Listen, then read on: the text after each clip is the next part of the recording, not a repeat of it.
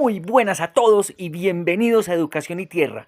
Hoy vamos a hacer una actualización de la maceta regenerativa.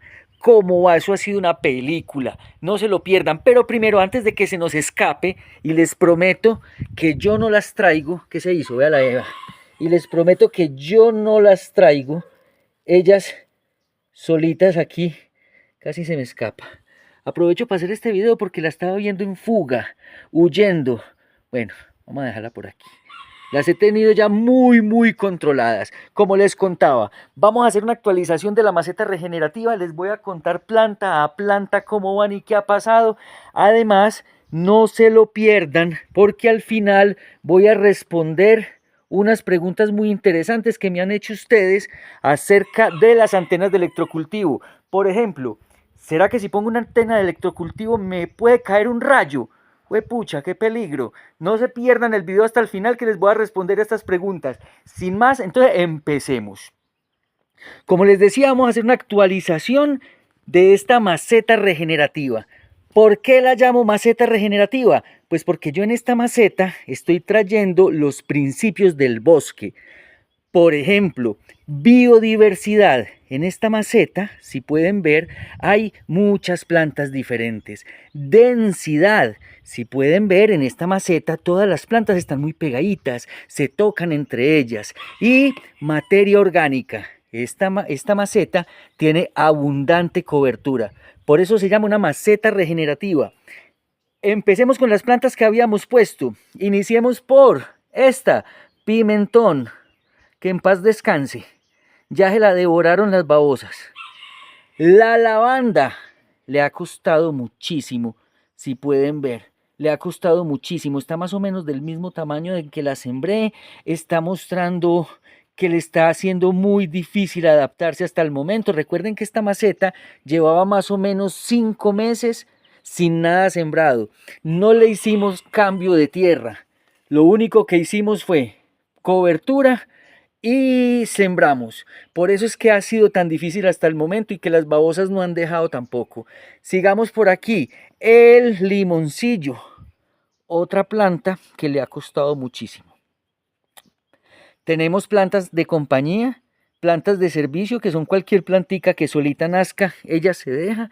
Súper bienvenida.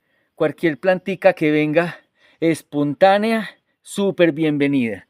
Tenemos el cilantro, que el cilantro está muy bien, pero hasta hace más o menos semana y media esto no estaba así. Por eso estoy aprovechando para hacerles este video, porque hubo una explosión de verde y ya les voy a contar por qué. Sigamos entonces, el cilantro va súper bien. Habíamos sembrado también perejil, pero pasó a mejor vida. La pasaron a mejor vida las babosas.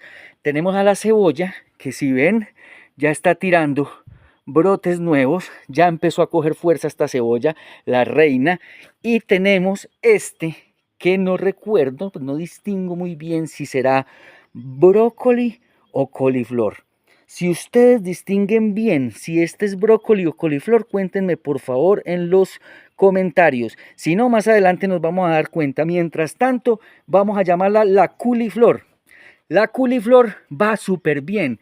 Pero les quiero mostrar que hasta hace muy poco el ataque de las babosas estaba siendo brutal, exagerado. Hubo un momento en que yo pensé que la culiflor no nos iba a sobrevivir, no iba a ser capaz de salir adelante. Pero, ¿qué sucedió? Les quiero contar.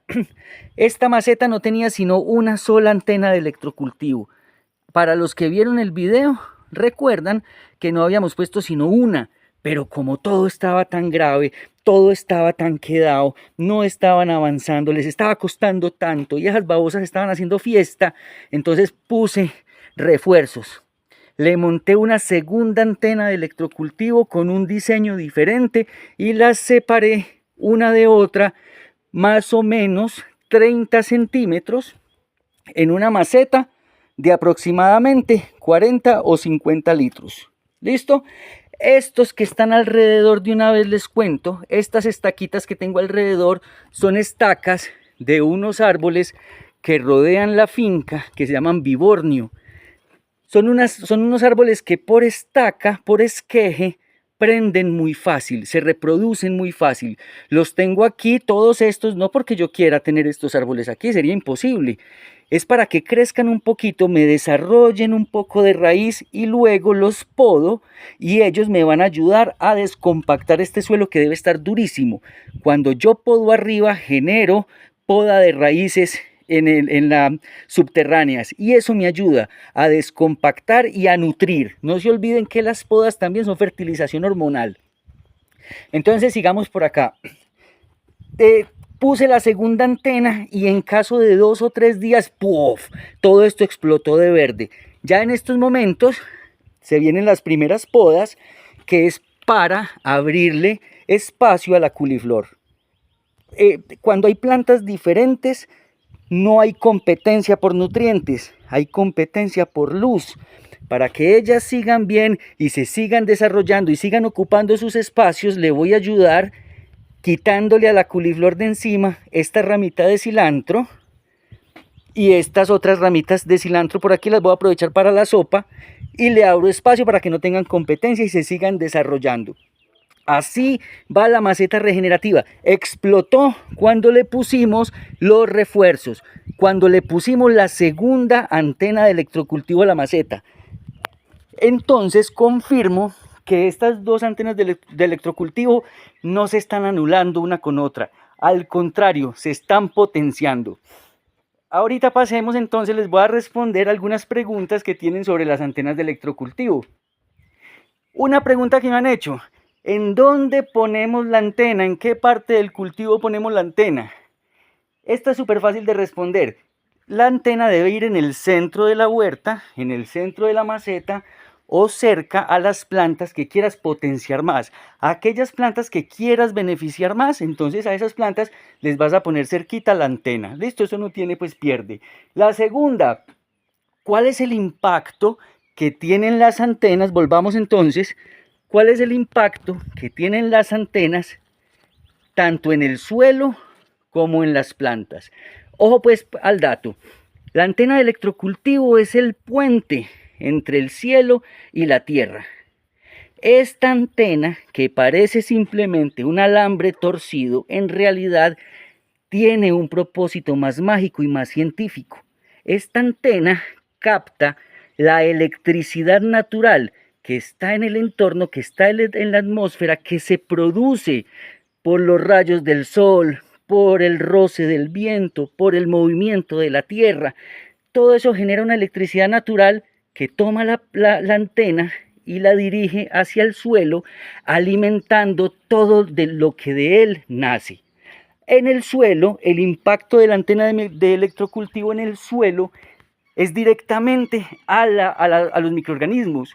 Estimula la actividad microbiológica, haciendo que ellos descompongan más rápido los elementos para ponérselos como nutriente a las plantas, tengan mayor actividad, que el suelo retenga más agua, que el suelo se descompacte mejor. Eso en el suelo.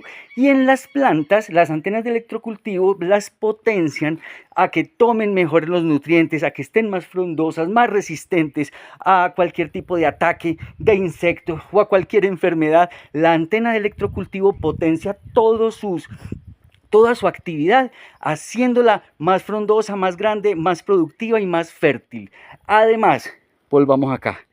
Además, las antenas de electrocultivo no contaminan, no están sumándole ningún esfuerzo al ecosistema. Al contrario, están ayudando a que todo se equilibre. Recuerden, la conexión entre el cielo y la tierra.